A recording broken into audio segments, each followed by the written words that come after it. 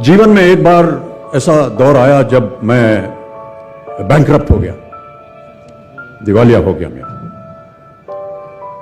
मेरी बनाई हुई कंपनी घाटे में चली गई, करोड़ों का कर्जा चढ़ गया, मेरा व्यक्तिगत बैंक बैलेंस जीरो यानी शून्य हो गया।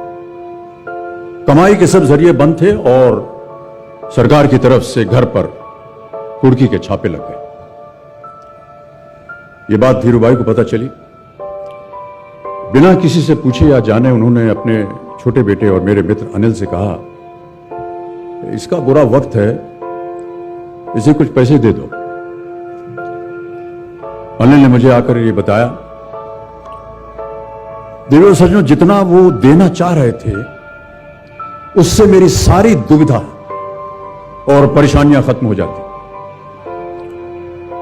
उनकी उदारता पर मैं भावुक हुआ, लेकिन मुझे लगा कि मैं उनकी उदारता को स्वीकार न कर पाऊंगा। ईश्वर की कृपा रही और कुछ संकट के दिनों के बाद समा बदला, काम मिलना शुरू हुआ और धीरे धीरे मैं अपने सारे कर्जे उतार पाया। एक शाम धीरूभाई के निवास स्थान से इवेंट पर एक दावत के अवसर पर मुझे भी आमंत्रित किया गया। तो ऊपर लॉन में एक तरफ धीरूभाई एक बड़े से मेज पर अपने कुछ मित्रों, बड़े फाइनेंशियल और कॉर्पोरेट वर्ल्ड के दुनिया के दिग्गजों के साथ बैठे बात कर रहे थे। मुझ पर नजर पड़ी तो मुझे बुलाया और कहा, यहां मेरे साथ बैठो। मुझे बड़ा अजीब लगा, मैंने क्षमा मांगी और कहा, मैं उधर अपने मित्रों के साथ बैठा हूं, वहीं ठीक हूं। उन्होंने जिद की और बैठा लिया मुझे। फिर अपनी उस दिग्गजों की महफिल में उन्होंने कहा, यह लड़का गिर गया था लेकिन अपने बल पर फिर खड़ा हो गया, मैं इसकी इज्जत करता हूं।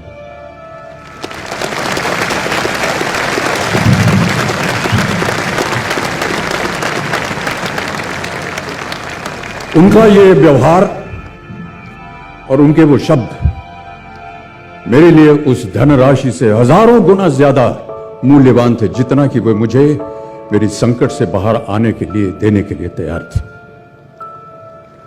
कर्मयोगी थे वो। कहते थे, ईश्वर ने हमें दो मार्ग दिए हैं उन तक पहुंचने के लिए, एक भक्ति और ध्यान का और दूसरा कर्म और ज्ञान का। मैं दूसरे मार्ग पर चलने वाला इंसान हूं। कर्म को धर्म मानता हूं और ज्ञान को ही ईश्वर।